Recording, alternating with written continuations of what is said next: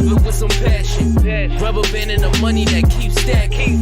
Got a honey who come with elite fashion. She too fine, I tell her that thing magic. You ain't a hustler, you broke, well that seems tragic. Gotta catch in the field like deep passes. I tell her plug if it's sticky, then please bag it. I need the best cause I grew up beneath madness. Need a matte burgundy mercy. Jewelry so heavy it might hurt me.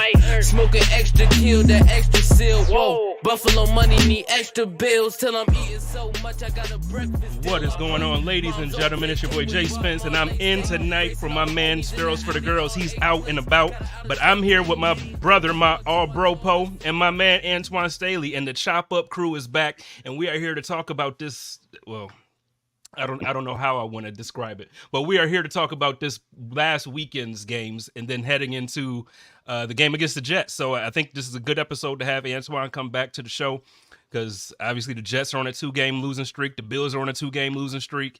It's put up or shut up right now. What's going on, Antoine? I'm good, man. How y'all doing? Man, I'm good. I'm glad to have you back. And then obviously the star of the show, the main event on this joint, my man all-bro Po. What's up with you, man? What up, man? Good. In good spirits. How you doing? Man, I'm good. I had to take a couple shots before we did this. I just rewatched the game. So I'm serious, by the way. I'm not even joking. Like, I know. That's why I laughed. I just took a shot because this is like, okay. But it's been a heck of a couple days I would say for both of us. So for Twan, for you covering the Jets, I think, in a couple minutes, I want to talk about the game that they just had, too. But to start off, it's fresh on everybody's mind. Ken Dorsey got fired. I had the pleasure of having Twan on Code of Conduct with me this morning when it happened. So, we recorded the show.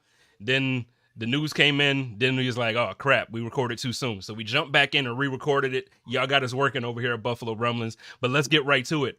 Let's start with the guest. Twan, when you sent me that text, it's like, oh shoot, we recorded too early.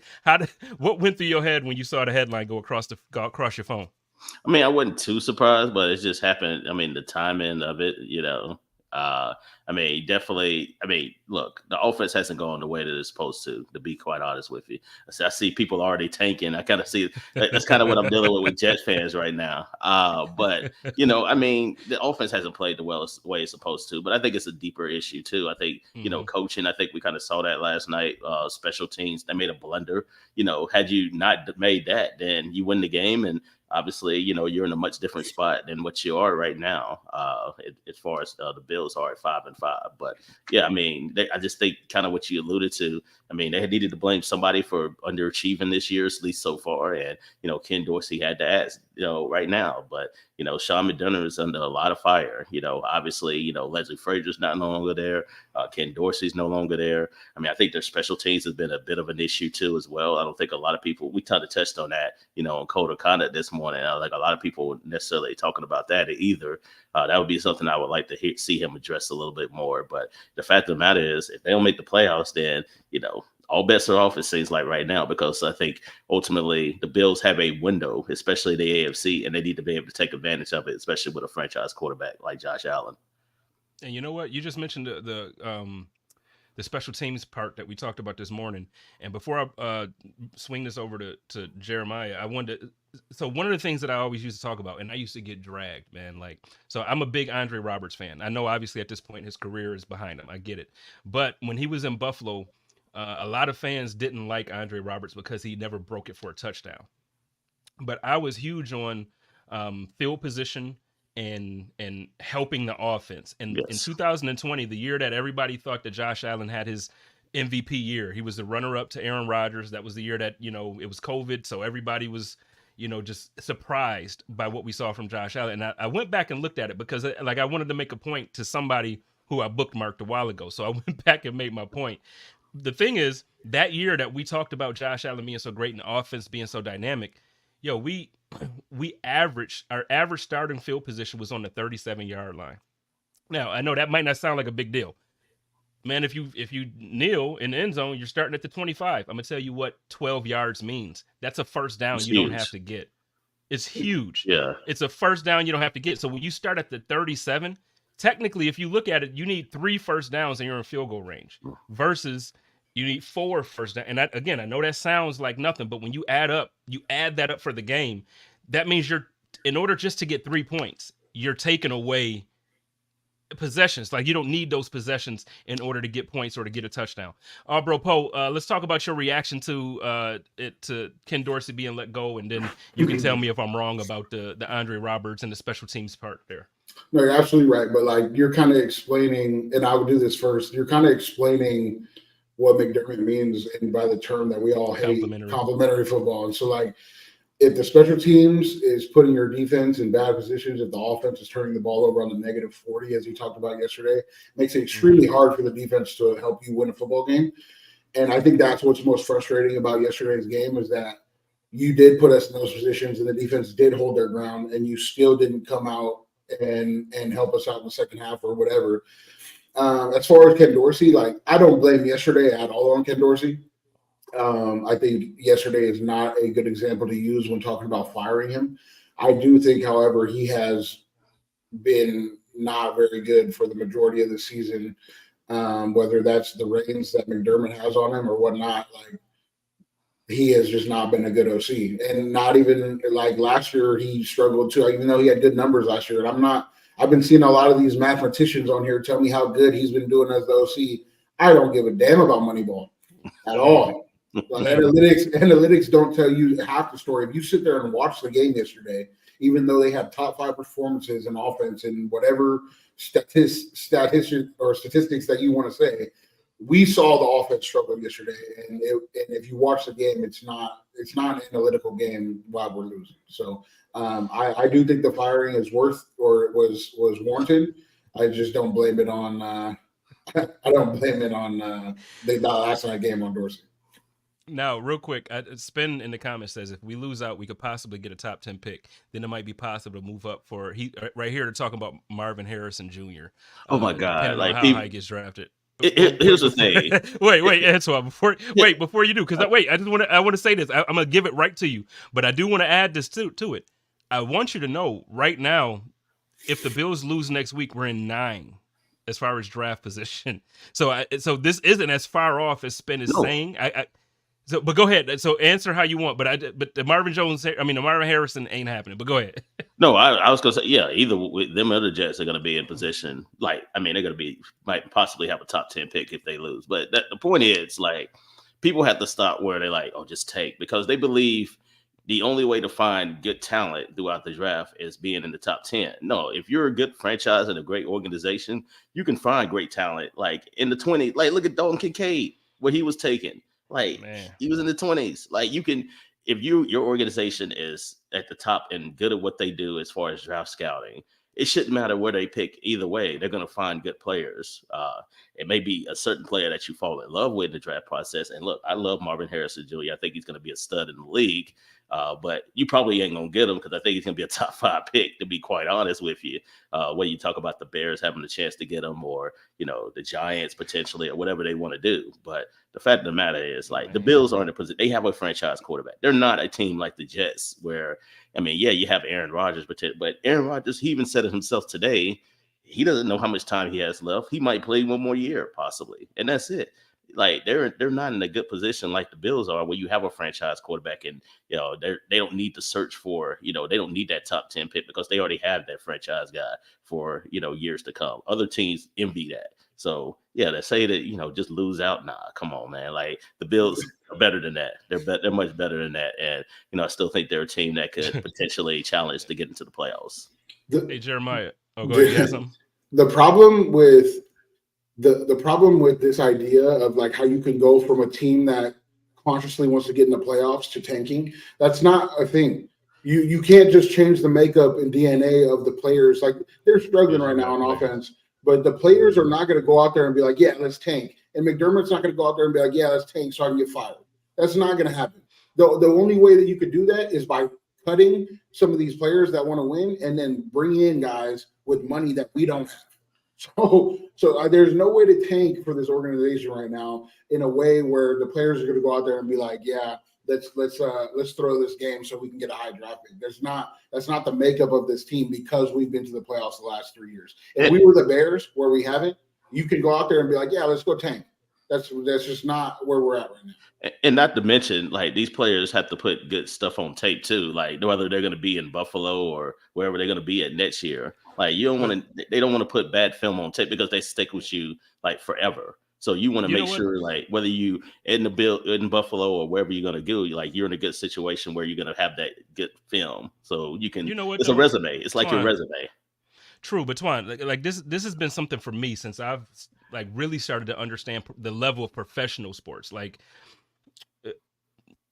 I don't feel like, even like, okay, as a fan, right? Like, I can sit back and be like, they tanking, they're tanking all day. I know Cardinals players out here in Phoenix now, and I know I can name actually a few different players on teams that aren't doing well. I know Cardinals players. I know whoever. Nobody tanks. Correct. So, like, the organization might be like, we're in a position that we want the number 1 overall pick. I can promise you, and I'm not saying this as like we're rebuilding, getting good with player. Yeah, we're rebuilding. That's what the team would tell you. Yeah. But I promise you, every player that I know, every single one, and I'm not just talking about the all pro Poyer and the Micah Hydes and not them. I mean, the guys that you probably don't even know how to pronounce their name for real because you don't see them play all the time. The guys that are in the league, nobody tanks. They want to win. Like, every guy in the league is competitive. Nobody wants to be a loser at the end of the day. Everybody wants to hold up the Lombardi trophy. Everybody wants to, like, so the thing about this tanking talk, I get it. As a fan, it's like, yo, tank, let's go for a top 10. Let's go for a top 5 pick. That's just not how the players see it. And when you got guys like a Jordan Poyer and on offense, like a Stephon Diggs, there's no tanking happening. Like, tanking is not happening when Stephon. Go ahead. Whoever wants to take that. And then they want to play. They want to keep their position too. Like, they want to continue being starters. Like, they want their playing time. They're not just here and say, "Well, we want to tank." Nobody's tanking. No. These players do not give a damn about the draft position. Exactly. None of the players care about your draft position. Exactly. Whatsoever. None of them. Exactly. The only time a player cares about looking at that. The only time a player cares about draft position is when it's them to be drafted coming up. Like, I want to be first. Exactly. I want to be. Don't nobody. If you in the league, don't nobody give a damn about that draft position. Because guess what? If they take a player, like, that could be the end of you. Like, it might be the end of you. Like, they might draft your replacement. So they don't give a damn about, like, the draft picks at all. Like, because at the end of the day, they care about what they can control, and what they can control is what their performance out there on the field every single Thursday, Sunday, or Monday. Well, let me ask you this. So now, off the topic of tanking, I'm not connecting these. So off the topic of tanking, I'm gonna throw this at Antoine first because I know what this is gonna do to Jeremiah, and I'm waiting for his answer. So I'm gonna throw this to you first. When you watch the Bills, I know you mentioned earlier you don't watch every game thoroughly, but you've seen them play, you've watched throughout the season, and you know the stats, you know all this stuff. When you watch a player like Gabriel Davis as a wide receiver 2. Right, that's what they've promised us all year, that he's a wide receiver 2. Last season, Josh told us, this guy's he's not a wide receiver 2. He's a wide receiver 1B. He's just like Steph to me. Josh said that. My man, All Pro, he keeps telling me that, Gabe is that dude. Gabe gonna get us there. Gabe got the potential, and he's gonna live up to the potential. I haven't seen it. What are your thoughts on Gabe Davis being a wide receiver 2? Does he have potential to be that? Yeah, I think so. I mean, I think he's very talented. I think you've seen it, in certain spots too, whether certain games this year, but it just hadn't been consistent. That's what it is. I think it's just the consistent lack of the consistency there. I mean, nobody's arguing the talent. I think, I think of more him like probably like a third wide receiver. I think you could probably have somebody else, come in and help take more pressure off Stephon Diggs and help the passing game. But yeah, I mean, I think he has potential to be that guy. We just hadn't seen it on a every game basis, and I think that's kind of the frustrating part when if you're a Bills fan.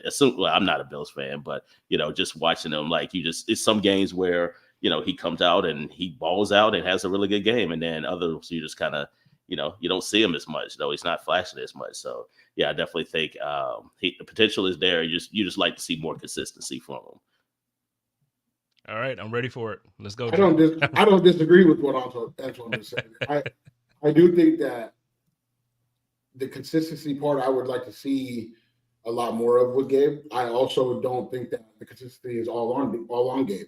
I think that some of the consistencies on the way that they call plays, on how Josh is playing, like Josh has not been playing very good yet. Gabe's numbers, trajectory wise, have been on the rise this year in comparison to last year, and his drops are also down. Even though last night was a bad one, last night was a bad one, and so with that, like Josh has played probably his worst, in my opinion, as far as just watching the games, his worst season in the last like 3. I don't know if that's agreeable with you guys, but like there's a lot of that goes into being a good wide receiver too. Diggs' targets are also up. Kincaid came into the game, so his targets are up. See, wait a minute. Let me argue with you there, because this is where I feel like you start to lay out the excuses. My thing is, before we had Beasley on this roster where he was getting 8 targets a game. You had Emmanuel Sanders here for a season when he was getting those same type of targets. And Gabe Davis was I just think so. When we get into this debate, it's not because I just want to hate on him. I think Gabe Davis could be a phenomenal, like an all worldly level wide receiver 3. I don't think that's a diss to put him as the third option in your offense or as a wide receiver. I don't think that's a diss. Me saying, like, even Cole Beasley, I've never looked at him as a wide receiver 1 or wide receiver 2. He's an amazing slot guy in his prime. So I think to be an amazing person in your role is fine. I don't understand why it's a negative when I come out and say he ain't no wide receiver 2. That dude is Chiefs. I don't think it's a negative. I just don't agree with you because, like, when I look at, like, yes, it's separation against man. He's not been a man beater. He's never been a man beater. Unless he's getting one-on-one, like, coverage and nobody over the top, he's never been really a man beater. But we have not been able to get people out of man by beating them with any wide receiver on this team outside of Diggs. Not one. Deontay Hardy has been, and Sherfield came in here to be a man beater so that we can get them in the zone where Gabe has 2 points. He has like one of the top 15 separation results in zone. And so like that's where he is successful. And we haven't been able to get people out of playing man on us at all this season because we don't have any man beaters outside of Diggs. And so those receptions that you're talking about with Gabe, with Cole, man beater, Emmanuel Sanders, man beater, those helped Gabe with his numbers because they were able to go, they put people in zone and he was able to play a zone and catch the ball and get extra yards that way. I just don't think that we've had an offense this season conducive to getting people consistent enough from wide receiver 2 to wide receiver 3 to our tight ends. We just haven't had an offense consistent enough to do that. And so, yes, Gabe can be more consistent. I'm not taking away from that. But I also think that he's good enough to be the wide receiver 2 if this offense is running how we know it can run. Well, we've seen it. Like, I mean, what do you talk about? I mean, I've probably watched like 6 Bills games this year. Saw the Tampa Bay game. I thought he played well there. I think it was Jacksonville. I think he played well against the Jaguars too as well. So we've seen it in spots. I just think I assume it's like you just want to see more of that. Like, yeah, you just do that. That's the game. That's what we need to see all the time. Whether it be green, like what they scheme him up or whatever the case may be. But yeah, that's what he can be all the time. But it's just frustrating that you don't see it on an every game basis. And for me, it's not even all the time. I don't need him to do it every game. For me, I need him to do it on a level that is just consistent. Like you keep saying that word consistent. I just need a consistent. Yeah. I don't need you to have 100-yard. Like, okay, so like last year, the Steelers game, I think he had like 150 yards receiving and 3 touchdowns or something crazy he had 2 touchdowns on 3 receptions for 150 something yards. I don't need that every week. I don't like if you give me 50 to 65 yards a week as a wide receiver 2 with Diggs doing what he does and then Kincaid doing what he does. And now that Cook that's what I'm not asking for him to come out and be like a world beater. And you keep saying like man beater. Well, I think in this league at this point as a wide receiver, I don't need you to even be a man beater. I just need you to create separation. And when I actually do watch the film, that's what I see about Gabe. I'm not the guy out here talking about the all 22. I'm not trying to do that. But like when you actually look at the film and you watch him, it's difficult for him to create separation unless he's stretching the field. So when we talk about his route tree, to me, when you talk about a wide receiver 2 or a wide receiver 1B, like Josh talking about in man, correct? You got to have separation in man. That's what you're talking about, right? Yeah. Okay. Well, so I mean, you got to create that separation. Now in zone, I get it; it's a zone, so it's a little different. But in man, he's one of the best at finding holes in zones, and that's where I feel like we need to have an offense capable of getting people out of playing man. And we just don't, because Sherfield and Deontay Hardy were brought in to make people stop run, and Kincaid for that matter, to make people stop from running man so that they can run zone. And we have Diggs, who's good at finding zones, Gabe's good at finding zones. They're some of the best in the NFL, in my opinion. And we just haven't gotten there yet. We gotten there in a few games, but and they also asked Gabe. Gabe has been playing the number 2 tight end, blocking a lot as this up back off the ball, and like they ask him to do a lot. And I'm not saying that, but those are big. Having him in there as a run blocker when you don't have your second tight end in there, when you're trying to run the block like that, that's big. He's also asked to be the first blocker on all these bubbles that Diggs and Deontay Hardy are. Like, I'm not saying those are huge things. I'm just saying those are big things to a coach, is why he's on the field 100% of the time, and he does all these dirty things without asking, without hesitating. You know what I mean? So like that's why I have faith in Gabe, because his mind has always been team. Yeah, here's what I'll say too. I think one thing that would also help him and the rest of if they're playing a lot of man defense, then run the ball with Josh Allen. Like, because obviously when you do that, then you're going to turn your back to Josh Allen. And we know how dynamic he is too, as well. So like, make him pay that way. Like, yeah, you're gonna play man. Okay, fine. Like, yeah, I'm gonna beat you with my arm. Like, I can beat you with not only my arm, but also my running ability too. When's the last time we've seen him scramble and hit something? That's what I'm saying. I haven't seen Josh scramble and hit a nice ball down the field in like 4 games. And I don't know where that went. I don't know what happened to the offense to where that, but those were a lot of games, big games, was something crazy happened, scramble, Gabe's down the field, sideline catch, boom, 20. Like, those were a lot of games. Like, he's good at finding space in breakable plays and zones. And like, I just don't think we've been doing any of that. I don't think Josh has been running the ball, and I don't know why. I think you'll start to see it this week. I really but see, well, I hope so. But and then here's the next question, because the thing is, again, this morning you and I talked about it, Antoine, and then same thing with Jeremy. We talked about it on the breaking news pod that we did. Look, I get it. Dorsey was fired because the offense hasn't been living up to par, but also, we've heard Sean McDermott come out several times over the last 6-7 weeks and say that he's had more input on the offensive game plan than normal because he wanted to run a different type of offense. He didn't want Josh Allen doing the things that made Josh Allen. He said this in the coach's pressers, where he's come out and basically said, no, we want to do something different. So if that's the case, are we going to see something? Or maybe it is okay, well, we had to fire this guy. So Joe, look, go ahead and make things work now, because we can't afford any more trouble. Or what is it? You know what I mean? Either one of you that want to take that. I'll go for. I don't know. That it's the hardest part about McDermott is that he's not very transparent.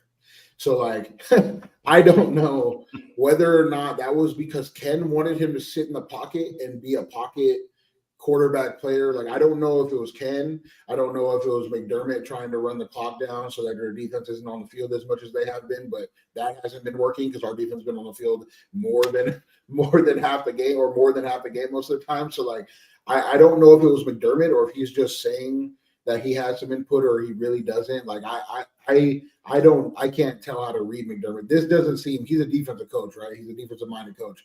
I don't see what kind of input he could have in an offense that would make an offense coordinator be like, oh yeah, let me do what McDermott wants me to do. You know what I mean? Yeah, I was gonna say, he might just be taking the bullet, or he just took the bullet. Coaches tend to do that.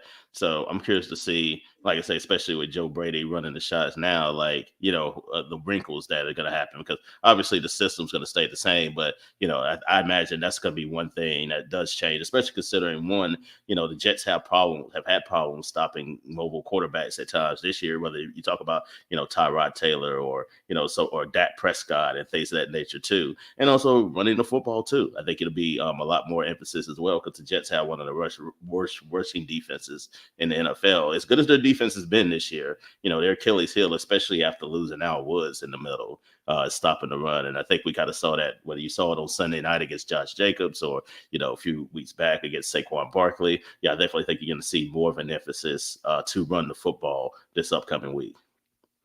I hope so. And can we talk about that for a second now? What in the hell happened when, I get it, a fumble happened, but can we get past this putting players in timeout like they in like they 7 years old or something. Yeah, it's Like not Sean college. McDermott, yeah, It's like really you big gonna bench James Cook, like, but you don't bench Josh Allen for the interceptions. You don't bench Gabe Davis for a drop pass, or you don't bench Diggs for a drop pass. You don't, but you gonna bench.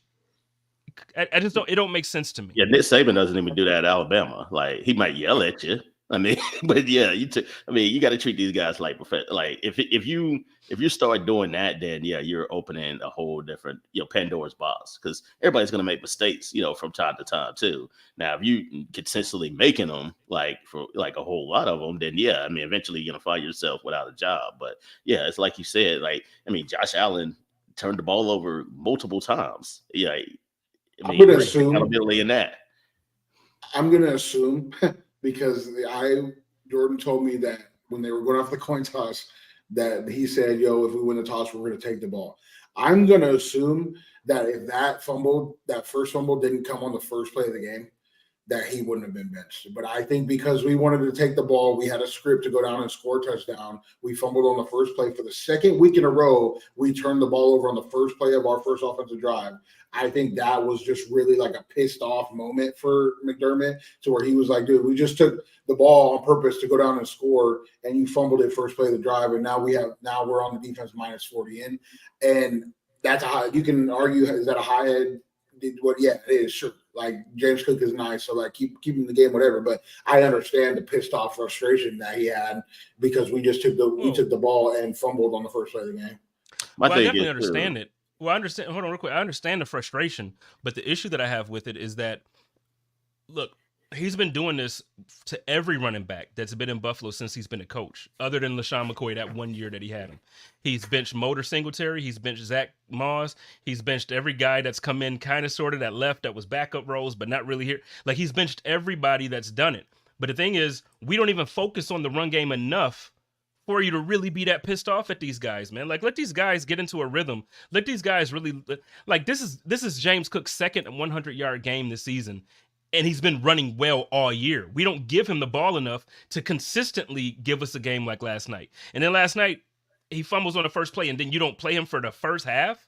Like, come on, man. Like, he did all of that in the second half. That's crazy to me. That's crazy. Yeah, he's dynamic. Like, we definitely saw that. I mean, yeah, he has to do a better job taking care of the football. But, as a coach, you just got to be like, some of the best coaches I've been around, a person makes a mistake, they're like, yeah, you got to make it up. Man. You make me a play. Like, make it up later on, man. You owe me a play. Basically what it is. Like, that's what it is. Like, you owe them. Like, you got to make up you got to atone for your mistake.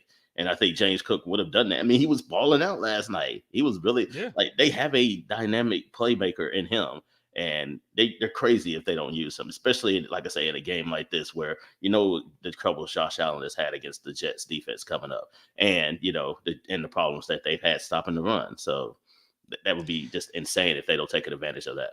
I think Leonard Fournette kind of gets a call up, though. Yeah, I can see that. He's going to start getting a bulk of these carries because he can trust Leonard Fournette with the ball.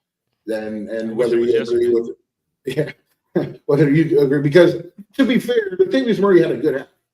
I mean, he had some nice 12, 15-yard runs in the first half that, like, it was, and whether or not Cook would have been, but I think Leonard Fournette would be a good back for the way that this team is designed right now to play football. So I do think Leonard Fournette gets a call up here soon.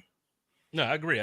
Like I said, I thought, not even because of the way the game played out. I tweeted before the game started that I wish Leonard Fournette was called up yesterday for that game. I just think when you have a team with a collection of talent the way we do, I think you just want to have the most talented guys active every game. And to me, I'm very happy with Latavius Murray. I'm very happy with all the running backs that we've had on this roster. You give me touchdown Lenny and James Cook as my 1 and 2 punch, and I'm cool. Like, I'm cool. Put the two best running again. Latavius Murray did well. I'm not mad at him. I'm not saying take him. All I'm just saying is Lenny is better. Put Lenny in the game, and let's just get the most talent around Josh, and let's let this offense run, man. Let's let it cook real quick, because I mean, we got to get to the game coming up now, the Jets and Bills. Before we do, I do want to take a quick minute, let Antoine kind of give us, paint the picture for us of where the Jets team is currently, what happened over these last 2 weeks that, they lost 2 games, but games are always seems to be close because their defense keeps them in it. And all this different, like, what's going on with them? What's the state of the Jets? They can't score. That's basically the bottom line. Like, that's the short answer of it. I mean, they've gone 11 quarters without scoring a touchdown.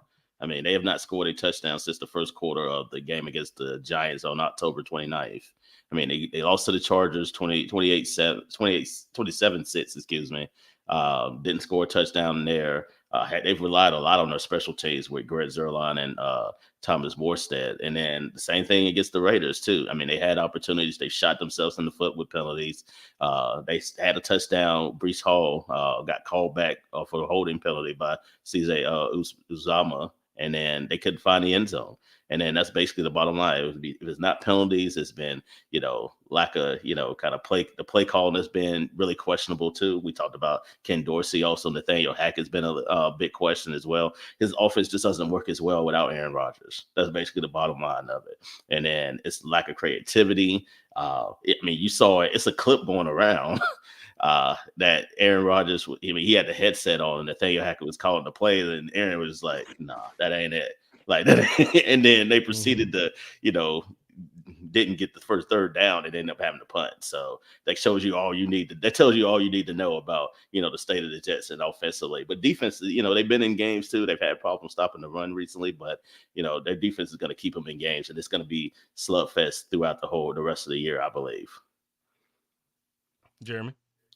I'm in agreement. I've watched them. I like the Jets. I know a lot of people don't. I'm a big Aaron guy, so I would like for them to be in it so he can make a comeback this year and play well. I think Garrett Wilson's a great receiver. Zach Wilson's not in the best mode, but I think that to be honest, if Aaron was calling the plays, Zach might be performing a little better. I just feel like Aaron has a better grasp of how Zach likes to play football, and I don't think that Nathaniel Hackett's calling games for Aaron right now, and Aaron's not in it. And so I don't know how to change that if they just need to run the ball more. Breece has been I don't know if they've been able to run the ball very well recently. I haven't watched much of that. They haven't. No, they just stacking line scrimmage, making Zach beat people. Yeah, they're stacking the box with 8 and 9 players, so they know that Zach can't beat them. So that's affecting Breece too. So that's a big part of it too. That's why I feel like, and they're vanilla on the play calling. They're going to run the ball. Antonio Pierce said it last week. He was like, "This team doesn't hide when they want to run the ball. Everybody knows it." He did. It wasn't necessarily this, but it kind of was. They're very predictable. And then I think you've kind of seen that, they run the ball on first down, they'll run the ball on second down, and then third, they get in these third and long situations. 3rd and 7, 3rd and 8, that's not ideal, especially when you got a guy like Zach Wilson, who's, not the best quarterback in the world. Even if you had the best quarterback in the world, when you have a third and, intermediate and long situations, you tend not to make it. And that's why they're, 20, I think they're completely, 22% of their third down opportunities, which is the worst in the league. That's historically bad, to be quite honest with you. I mean, most bad teams are in the 30s. But you're in the low 20s. That's embarrassing. To your point, Zach be missing a lot of shorter balls to get you in closer, second and shorts. And that's a big part of the NFL game. It's you want to get in the second and short, third and short, get you some easy play calls that'll get you a first down and just move the ball. And we have that exact same problem in Buffalo of can we get to some third and shorts rather than second and long like that? And I agree with that. I think Zach needs to be a little bit more accurate with his short balls, and they could run the ball a little better. Yeah, I think so too. I mean, until they figure out the passing situation, the teams are going to continue to stack the box. That's basically what it boils down to. And then you got a dynamic player like Breece. I also think part of it too, what boggles my mind with Hackett is he doesn't get the ball in Breece Hall and also Garrett Wilson's hands enough. You got two dynamic play callers. I mean, the dynamic players, excuse me. Get the ball in their hands, and then they're taking Breece Hall off the field on third down, and they had Michael Carter in there on third down running back. He ended up releasing him today. I think they'll probably get Breece a little bit more opportunities. He can, he shows he can break it on third down situations. And then I don't think they get the ball to Garrett enough. Get him out in space. Get him whether it be anything. There's no reason why he shouldn't have at least the ball 12 times a game, whether it be catching the ball or running, anything, just any kind of creativity. because that's your best bet, especially in these next 2 games. You got Buffalo on Sunday. You got the Dolphins on the short week on Black Friday. This is it. Like, and we talk about the Bills and like it's crunch time for them. It's crunch time for the Jets too, for the simple fact that if they lose both of these games, they're 4-7 heading into December. And we know how it is in the AFC right now. Currently, the Jets are 13th in the standings. They lose these next 2 games, it's over. It's over. Like, you're not, you would literally probably have to run the table to make the playoffs, because quite frankly, 10 wins might not even get you in, especially in a year like this where, you got the teams like the Texans that are competing really well. I mean, you got the Bengals that are on outside looking in. Buffalo is still hanging around too as well. So yeah, I mean, this is it. Like, this is, I'd like to see the Jets. They got to get it. Yeah, they got it. They got to win. They at least got to split. They at least got to split. Yeah. Take the Dolphins. Well, see, to me, I feel like both teams have to win. I know I said this to Twan earlier on Code of Conduct. I think this is a must-win for both teams. I think really, essentially, whichever team loses here, I think you can almost say that the season is done for them, right? Like, and Bills fans might disagree with me here. It's like, well, Spence, we're at 5 games. If we lose and go 6 and then go undefeated, that's the question. You really think that the Bills are going to go undefeated with the schedule we have? And I'm not saying that like to question the Bills. Last year, if you would have had this same conversation with me, I'm like, man, I'm not going to say what I would say off air, but I'd be like, man, forget them, forget the Chiefs, forget the Eagles, forget this year. I can't, man. Like, I can't. The way the product that the Bills have put on the field, I don't have the confidence to say, man, we're going to smack the Eagles, we're going to smack the Chiefs, we're going to smack. I don't have that confidence. We play the Dolphins again, too, in Miami at the end of the year. Correct. So, I mean, right there, those are 3 games. And then we're talking about the Jets this Sunday. Guess what? Every time the Bills play the Jets, Josh Allen struggles. If you look at the last 3 games Josh Allen has played against the Jets, he has 4, or I believe it's 5 turnovers and 2 touchdowns. Like, that's Josh Allen against the Jets. Even the games that we've won, he struggles against the Jets.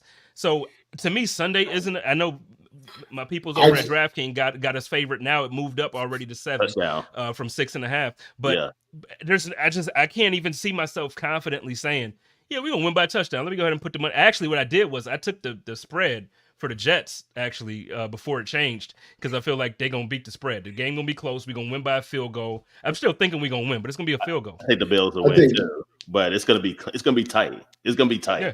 I think this is more of a must-win game for us than, given the schedule that is coming up. This game in particular, I think is more of a must-win game for us. I think the Jets can go on a streak late in the season, given their schedule. But if they lose to us and then they lose next week against the Dolphins, man, that 4-7. means they literally have to win every single game. In particular, this weekend in particular is more of a must-win game for us, given the schedule that we have coming up, rather than them. I think they can lose this next game and then beat the Dolphins and then go on a little bit of a run of whatever games that they have left. In comparison, like, we probably got to win like 5 out of these next 7 to sniff the playoffs, and so maybe 6.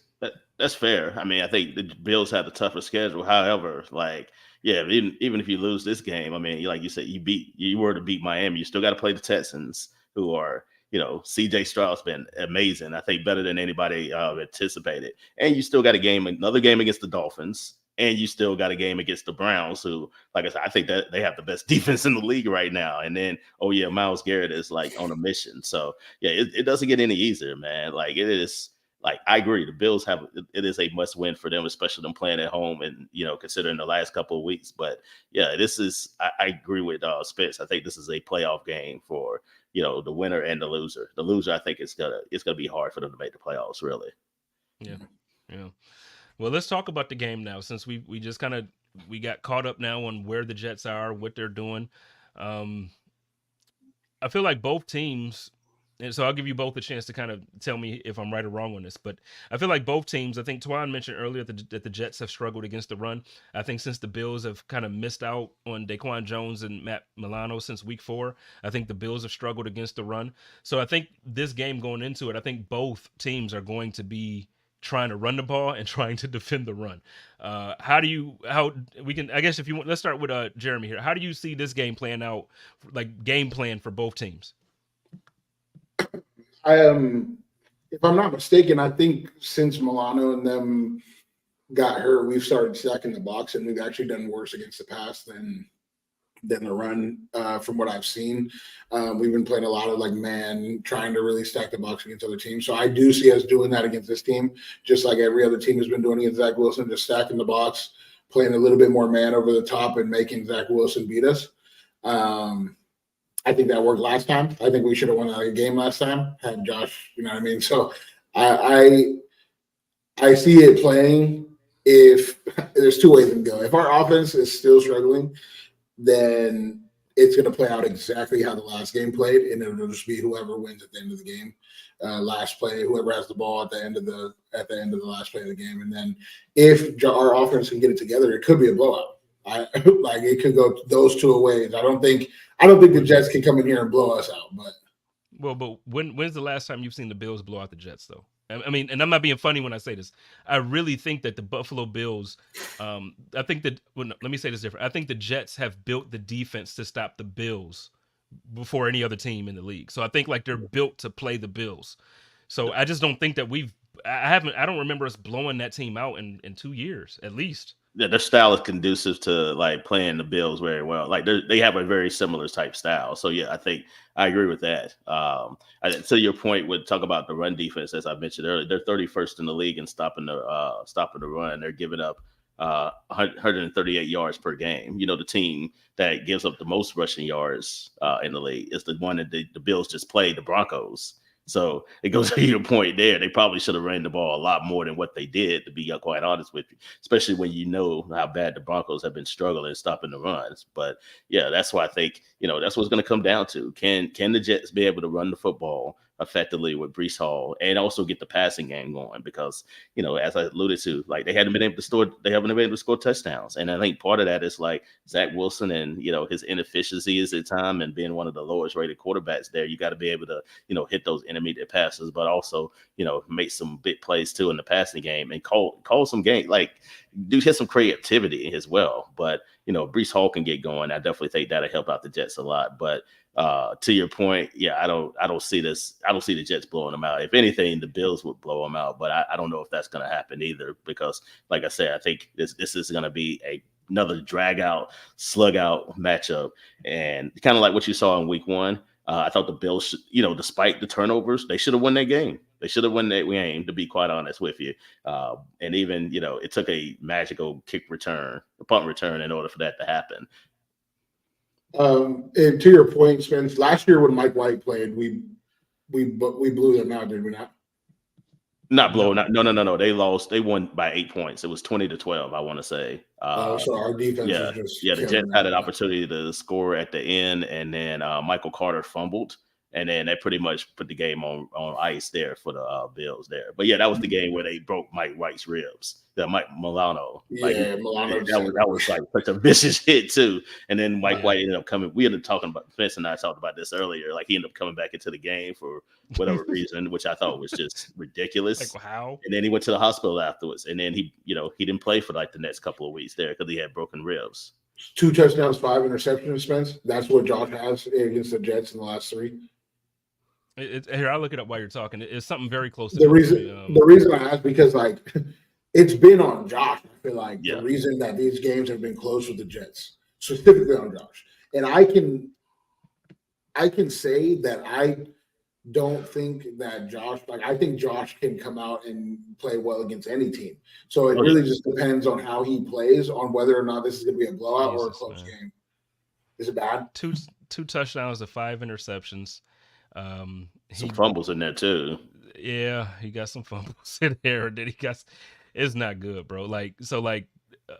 Last year in December, he had 147 yards, 16. I think that one was the Buffalo game. That's the one they won. They played in Buffalo, but they still won. So again, the defense did what they did to Mike White, but Josh went 16 for 27, 59% completion. 147 yards, 1 touchdown. Like that's not a Josh Allen game. You know what I mean? Yep. Like that's not. And then the game before that, he went 18 for 34, no touchdowns, 2 interceptions, and 1 rushing touchdown. You know what I mean? So again, what I'm saying is I'm not saying that I don't think the Bills are better. I think we're better. But for some reason, Josh Allen is not Josh Allen against the Jets, and they just play that defense plays us so well. And even Diggs caught Sauce a few times. You know, like he'll get him a player or two here. But I mean, Diggs just doesn't have consistently the Diggs games that we're used to seeing against the Jets. And I don't know if it's a mentality thing. I don't know if they're really. I don't know what it is. I mean, Antoine, do they come out of man? They're not coming out of man, right? For nobody. Typically no, and then they also don't switch sides either. So I want to say that. Yeah, Diggs typically he'll be on both Sauce and like DJ. Both of them will cover him like at times too. But yeah, you'll probably see primarily Sauce like on Diggs. But yeah, they're typically in man and they don't blitz. They don't blitz at all. This offense this offense, including Gabe, like they struggle to get open against man. We don't have like a lot of man beaters, and like that's where Kincaid was supposed to come in, and he's been having a solid game. The turnovers though, like I would expect Kincaid to have a big game if they're going to sit in man. Yes, I think he's the X factor in all of this because I mean obviously the attention is going to be on Diggs, but you know Jets have had problems stopping tight ends. So I definitely think he needs to have a big game there. I think you'll probably see, a combination of CJ Mosley probably on Kincaid at times too. I mean, as good as CJ is, I mean, Kincaid is like on another level too. You also might see, Michael Carter II too as well, who I think is one of the better slot defenders in the league too as well. For me, I want to see Kincaid and Diggs get the same type of target share that Hill and Kelsey got in Kansas City. Like I want clearly from my offense. I know Jeremy don't like that because I'm taking Gabe out the picture. But for me, you give me Diggs and Kincaid as like the top target getters on this offense when it's a passing game, and then let Gabe fall into place and let everybody else fall into place. But Kincaid is nice, man. Like I don't dislike that. I don't dislike. I dislike that if we're playing against a team that plays a lot of zone because Gabe is your zone beater on this team. If we're playing against a team that's playing a lot of man, they got good corners. Kincaid's got to be the guy you target a lot. He has to be because he's playing against linebackers that he's better than. So like I'm not against that when the situation calls for that. I do think that there's a time in games where Gabe needs to be the number one target. I believe in that too. I just don't think it should be an every game thing. I agree with that. I actually agree with that too because I think it's going to depend on game plan. It has to depend on the game plan. You can't just sit there and say, "Oh yeah, we're just going to do this because we just think it." Like it depends on the opponent. It's the style, man. Like there's no opponent. No, there's no opponent that's going to ever have me say Gabe Davis should get the most targets in the damn game. Why not? No, because, like it depends on look at the teams. Look at the teams. It creates the most separation against zone teams on our team. Yeah, it depends. He creates the most separation against zone teams on our football team. I don't care who we play. Stephon Diggs needs to get the most targets. After that, it needs to be Kincaid. I wouldn't be mad at it, but I'm saying it shouldn't be Kincaid after Diggs against zone teams because Kincaid is not a sit down. He's a Kincaid rookie. Can't beat zone just because he's a rookie. Don't mean he can't beat zone. Don't think zone because he's not that smart. Like he's not that smart enough to sit there and beat a zone all game. He's more of a man beater because your linebackers can't cover him. Gabe has the most. I'm telling you, Gabe has the biggest separation against zone coverage out of anybody. I haven't seen separation from Gabe. You haven't watched him against zone coverage. But I'll say this, like, yeah, I think it definitely depends on the opponent too. It's not that I don't think Kincaid could. I just think that we won the last game. He had the most targets, Walter. Sorry. I just think it's like if you have a team that has a top flight corner, like kind of like what the Broncos do and Patrick Surtain, like, yeah, man, just get the ball, try to get the ball to Gabe, like let him make some plays too as well. So it's like style makes fights too, man. You got to be able to adjust it to whoever your opponent is. You can't just go in there and just say, well, we're gonna do this, we're gonna do that, just because you can. You got to be able to make those adjustments too as well, depending on your opponent. True. No, I'm agreeing with that part. Hey, the Bills, I'm used to Bills Mafia argument. Hey, it's better. Y'all a little bit tamer than what the Jets have been so far. So, like, the Jets fans have been hinged. I'm sure it's been worse. But what I will say is, though, I'm really not trying to be funny here, though. Like, I agree with what both of you are saying as far as based on game plan, game by game, we should have a different plan based on who we're playing, and different people should be the focal point of the defense or the offense. What I'm saying is, Gabe Davis, he doesn't have enough routes that he can run on the route tree that ever make me say he should be getting the most targets. I think he should get targets, especially against zone. Like you're saying, Jeremy. I just think we look at him completely differently, though. I think you really believe in him a whole lot more than Absolutely. I do. And at this point, for me, if they, because at some point they have to talk about an extension or letting him walk. For me, if you're talking about paying him as a wide receiver number 2 and the contract that he's going to get, I think that they need to let him walk. Well, and that's just me. Absolutely. They could let him walk. I could agree with them letting him walk, but I'm not having that conversation. I'm having the conversation of his production based off of what they're seeing on the field and whether or not he could be at 1 against certain defenses. That's the conversation I'm having. No, I'm not talking about paying him. I'm talking about playing him. Right. No, I'm saying playing and paying. Like, I don't want to pay him because he can't play.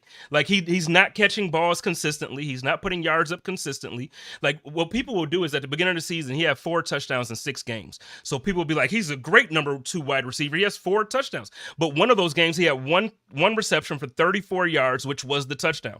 Granted, it was a touchdown. But where was he at when it was time to move the sticks? We were sure we didn't convert third downs that game. Why? He had a touchdown though. Playing man defense with 2 really good corners all game. So to me, can Diggs be the zone and man? Not when they're taking them away in zone. Some teams play zone on one yes side. Or no? No. Yes or no? Can Diggs be the zone and man? No.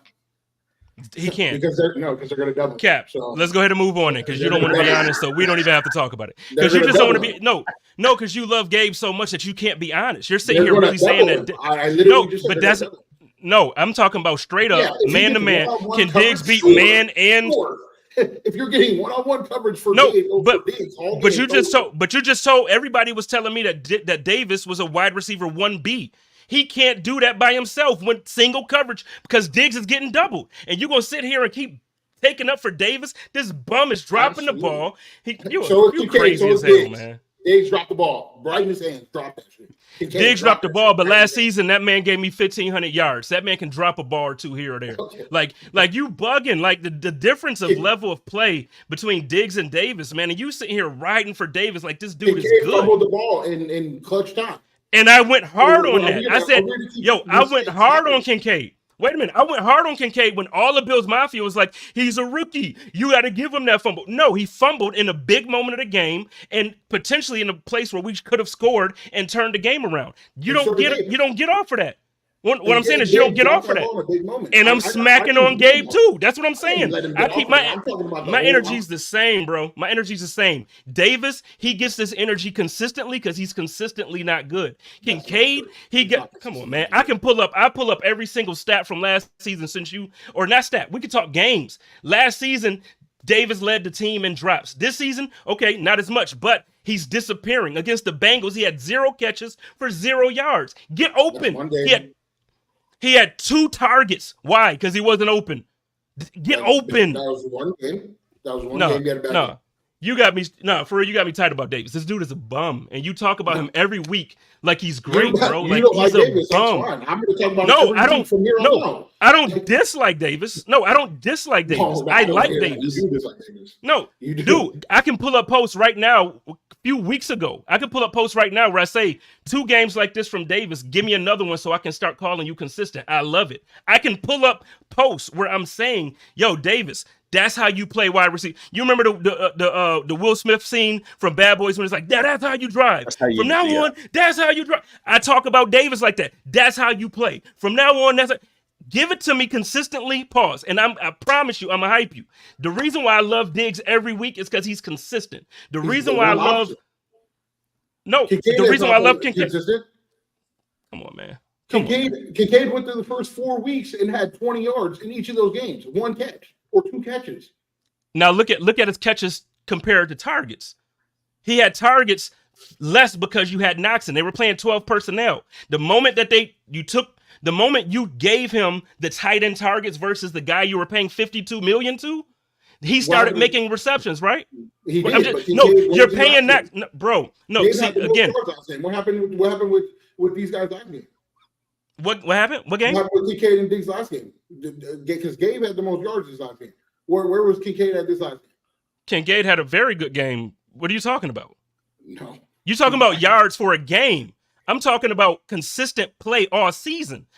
So if you're talking about one game, okay, the game against Kansas City in the playoffs, 13 seconds, oh my God, Gabe Davis is the greatest wide receiver of all time. Kincaid's had 2 good games this year, and I'll give him those 2 games. But like to say that he should be the number 2 option because he's had 2 good games this year, and then to sit here and say that Gabe's been bad because he's had 2 bad games this year, it just don't make sense to me. So Kincaid has had 2 good games. So as a rookie tight end, 75 yards, 65 yards, 81 yards, 51 yards, 43 yards as a rookie aren't good games? No, name the first 4 games. The first 4 games, 26 yards and 43 against the 43. I'm good on 43 yards for 5 receptions from my rookie tight end when Dawson Knox is still in the game. I'm good for call that game bad for Gabe. And that's my for point. Kincaid for a tight end. Wait. For a tight end. Would call that game bad for Gabe and would sit here and say, you know why? You know why that's bad for Gabe? No, you know why that's bad for Gabe? Because Gabe is a wide receiver too. A wide receiver, a tight end. Bro, come on, man. A tight end. There's only like 2 tight ends in the league that you ever expect to put up wide receiver numbers. Targets a game. And he dropped 4.2 of them. No, he has 2 drops this season. Come on, bro. Come on, man. You talking this craziness, man, and I love you, but you crazy for taking up for Gabe like this. You talk about this like Jordan, and I'm with you. Because I know how hard he works. He works harder than everybody else on there except Jordan. I'm not questioning his work ethic. You can work as hard as you want. Hell, Satan worked very hard to take over heaven, but he got kicked out because he sucked. That's what happened. Look, he works hard. His work ethic is epic. I love it. I've seen it during the summer. All the videos that he posted, all of the stuff that Josh and Diggs talks about how hard he works and how okay. Maybe he produces when they let him produce. Translated on. They tried to let him produce against the Bengals. What happened? They didn't try to let him produce. He's running fades. Dude, if you're on the field, you gotta. Okay, we got 4 minutes left. Let's get a prediction for this weekend because I feel like me and Jeremy can argue all season about Gabe Davis. This dude's a bum, and I'm gonna say it as public as I can, and he's gonna take up for him as public as he can. Every time. So that's that. And just so everybody listening and watching, it's all love between me and Jeremiah. Absolutely. We only get like this about Gabe. It's all love. Like when we get off of this, we're gonna be texting and laughing and talking about crazy stuff. So I just want you to know.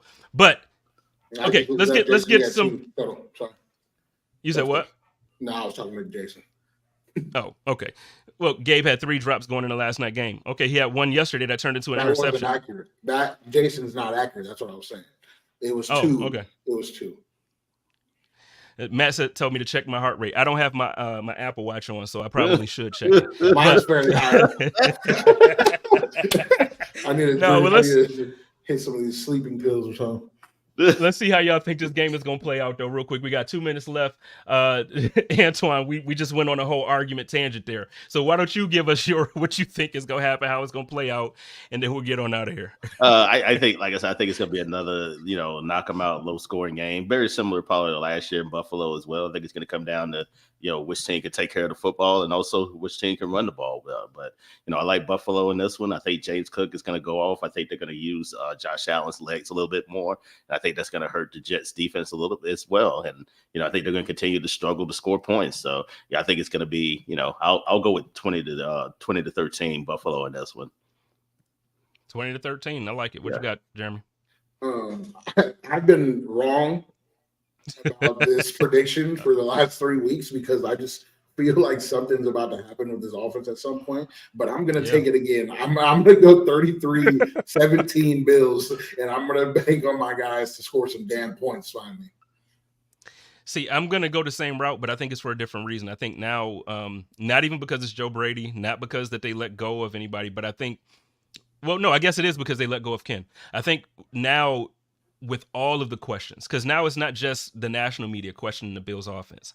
Bills fans are questioning the offense. Bills fans are questioning Josh Allen, and and there's a lot of talk. We got Trayvon Diggs saying that Steph needs out of Buffalo and all this stuff. So there's a lot of stuff. I think the Bills are going to come out and try to prove a point for real this week. I think regardless of what the coaches are saying, what the game plan is, I think the players are going to get up and look across the line and say, hey, we're better than this team. We need to beat them down. So I think it's going to be, I'm going closer to what Antoine said. I don't think we're going to hit that 35, 31 point mark. I think it's going to be like closer to 27 to, I'll give them 27-17. So you had them score 2 touchdowns? Wow, that would be tremendous for the Jets, actually. I think the Bills' run defense, and then like I told you earlier on the code of conduct, a lot of teams' first or best efforts happen against the Bills, where it's like last night, Denver's that touchdown throw that Wilson made in the corner, and it was like the probability was 3.6%. It was the most improbable pass of the season. Of course, it happens to the Bills on Monday Night Football in Buffalo. So I just think when it comes to that, we saw Breece Hall go off week 1. I think he'll go off again, but I think that overall Josh is going to he's going to have a Josh game, and Bills Mafia will be able to shut up for a week. Yeah, I can see that. I can definitely see that. I definitely think the Bills win. I just think they're a better team. You know, that's what the bottom line is. Yeah. No, I'm with you. I just think it's the run game. Shows up at some point. Yeah, it could definitely. Hell yeah. So, well, we're going to get on out of here. I done argued my heart up, and Antoine done laughed at us enough. So we're going to get on out of here. Do y'all Antoine, you want to plug anything? Everybody just follow me on Twitter at Antoine Staley, best place to find me. So yeah, check me out there. It was good being on with y'all again, and laughing, especially through the last 5 minutes of the show. I gotta chill. Gabe is never gonna do an interview with me. I already know it, but it's okay. It's all right. Well, I love you. No, you're not gonna do an interview. Do on me. Listen. I just try to keep my energy consistent. I was like this last year with Isaiah McKenzie. He's taking the Isaiah McKenzie spot for me. So it just happens. Every year there has to be one. Love you, Gabe. Listen, we about to be out of here. Y'all know how we do it. Y'all love each other, take care of each other, and live in peace. Wait, I didn't say, and I'm so sorry. This show is brought to you by the Jordan Poyer Foundation. Shout out to All Pro Po. Now, y'all love each other, take care of each other, live in peace, and as always, stay positive, test negative. Go Bills. Go Bills. I need it up front. Can't tell me, cause I do what I want. Self-made everything, you know we gon' stun. You know that we eatin', it's looking like lunch. So I tell them that I need it up front. Can't tell me, cause I do what I want. Self-made everything, you know we gon' stun.